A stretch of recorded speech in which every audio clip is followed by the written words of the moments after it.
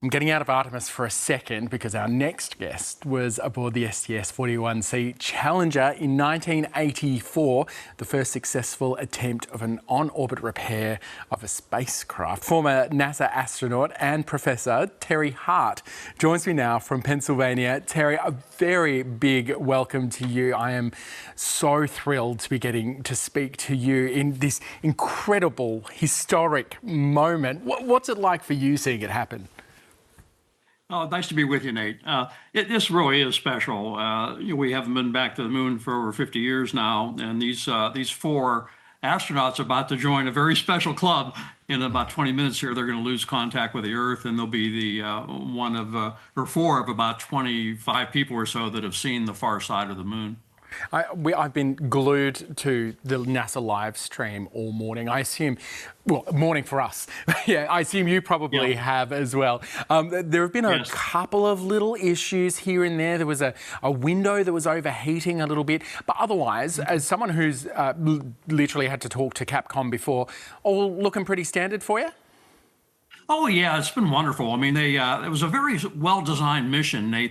They stayed in Earth orbit for the first day, which is unusual because that third stage of the rocket usually takes you to the moon. Yeah. But they used to go around a very high orbit where they had a whole day to check everything out before they used the stage that usually brings you back. They used that to get on the trajectory to the moon. And now all they have to do is swing around. They don't have to do anything but a couple of mid-course corrections on the way back. It's all very exciting, but some of the stuff they've been talking about has actually been a little bit mundane, but still kind of incredible. One of the things I really liked was hearing about their lunch menu. Actually, we'll take a listen to what they got to eat for their midday break just a short while ago.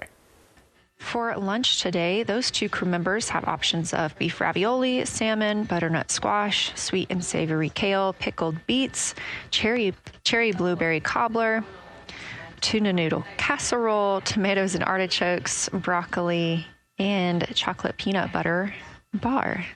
I've definitely been on a few flights with worse menus than that.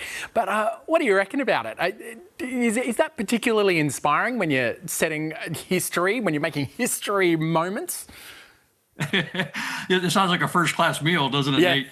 Yeah, we had pretty good food on the space shuttle, but you know what happens in space is that your body fluids kind of come up to your head, and you feel like you have a head cold for the first 2 or 3 days, particularly, and that basically shuts down your taste buds. So nothing tastes or smells very good, actually. So we eat because we have to keep our bodies nourished, of course, in space, but it doesn't taste particularly good.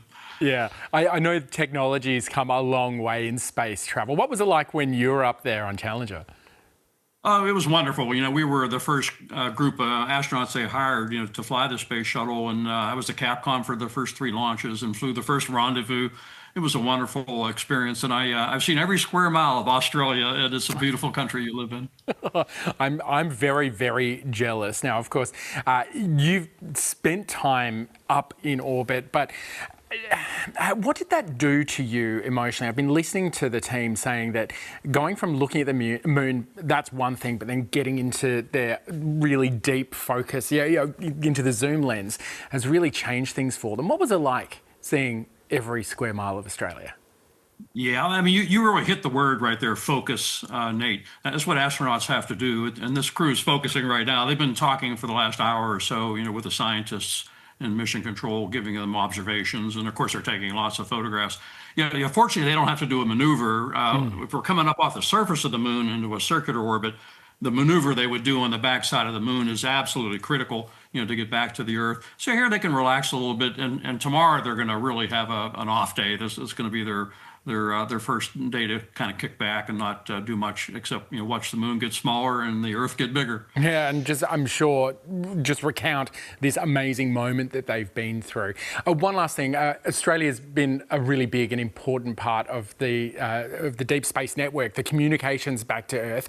Did you ever lose comms? Because they were about to lose it for 40 minutes. Did you ever have a period where you're like, hello, and no one answered? We did it early in the space shuttle. We only had coverage for about 10 minutes every orbit. In other words, 10 minutes out of 90. And the 2 stations in Australia were absolutely critical to us. One's the Deep Space Network that you're aware of in Canberra. There also was a facility called Aurora Valley that we used a lot early in the space shuttle program. And I think that was shut down since then because we now use TDRS satellites, going around to Earth to communicate with the space station and so forth. But Australia has always played such a critical role for us in the space program, and we can't thank you enough for doing that.